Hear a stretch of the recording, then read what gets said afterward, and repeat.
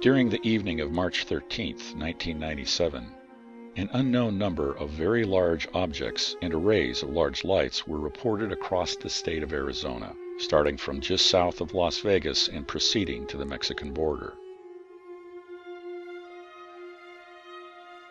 Objects from this event passed through the Phoenix metropolitan area between 8 and 8:30 p.m. headed south towards Tucson.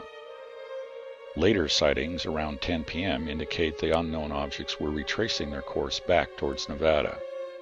While over 600 witnesses gave reports to City Councilman Francis Barwood, and reports numbering in the thousands were phoned into police, the FAA, and military bases. Other than a few grainy examples, no video or photos exist of these reports. One reason is that witnesses report being transfixed by the sight.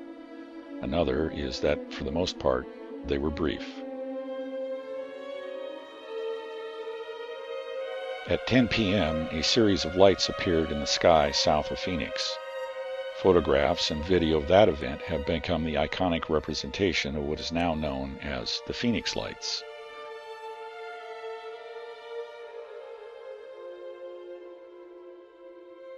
Triangulation of reports and images of that event places the lights in the sky well south of the valley, near the gunnery range at Gila Bend. The only representation of the large black objects at the time was provided by witness Tim Lee, whose illustration eventually made USA Today. In the wake of that event, then Governor Fife Symington held a press conference in which he mocked the press and the witnesses. This had a chilling effect on witness reports. In addition, the majority of contacts gathered by Barwood have since been lost. 10 years later, former Governor Symington described to CNN an observation made at a park near Squaw Peak. This was forensically recreated as a still frame based on the track of a gigantic triangular object whose course had been previously determined by prior witness reports. This would be the last new witness report for quite some time. In January 2014, a witness to the overflight of an object in West Prescott contacted Dr. Lynn Katai, executive director of the Phoenix Lights Network, and announced his willingness to come forward with his observations of the 1997 event. Katai contacted Phoenix UFO examiner Larry Lowe and arranged for a meeting in which the witness recounted his observations in sufficient detail to allow forensic recreation of the event. During the interview, specific details were extracted, which were then used to provide forensic art direction to French UFO investigator and animator Laurent Chabin. Based on the recollection of the witness of the relationship of the lights to a characteristic mountain in the distant skyline, the size of the object was determined. Using several key points, a course for the object was determined. Unique to the observation were several details, including a pattern of faint lighting on the bottom of the object and 6 trailing artifacts the witness describes as exhaust plumes. The observation itself was brief and not continuous, as the witness had to move through his house from the back porch to the front porch as the object passed overhead. This report is valuable in that the object was first observed as an array of lights and later resolved to be a large dark object connecting them. The appearance of the object left an indelible impression on the witness. There's no doubt in my mind at all that that was a spaceship that flew over my house.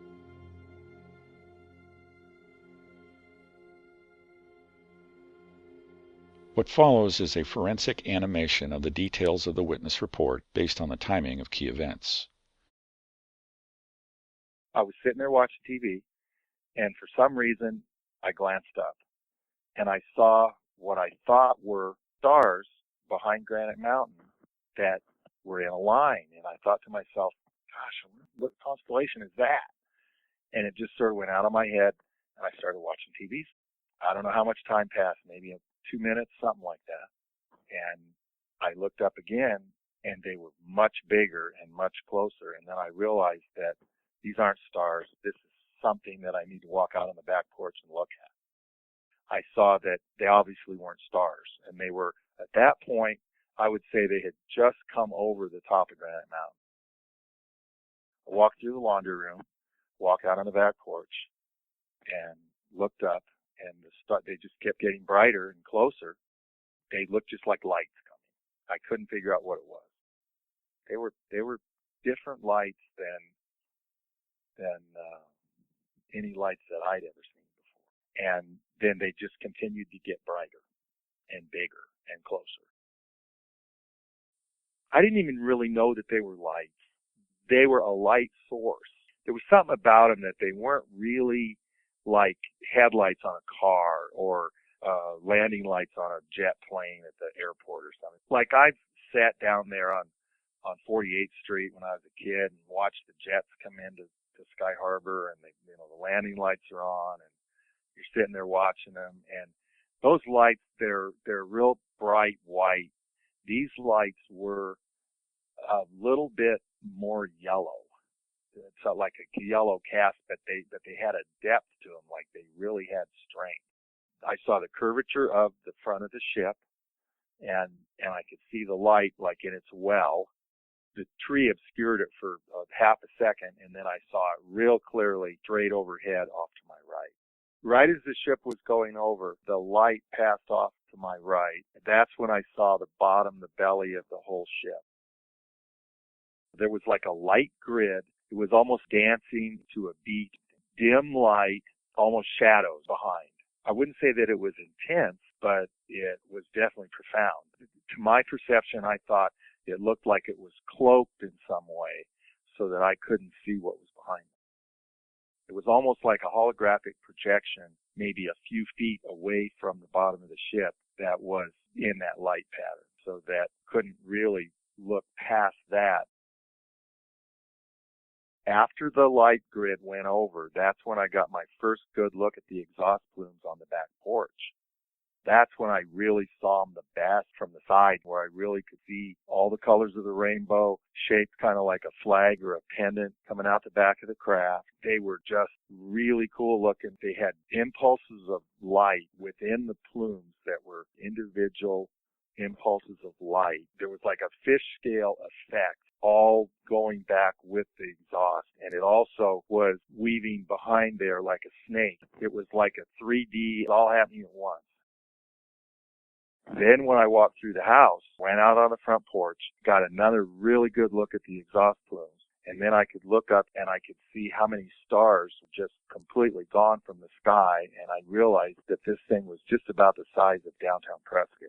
I'm about a mile from downtown Prescott. Just covered up everything. Once I realized how large it was, it just faded off into the night just quite quickly. I wanted it to last longer. I wanted to see more of it. It just went away.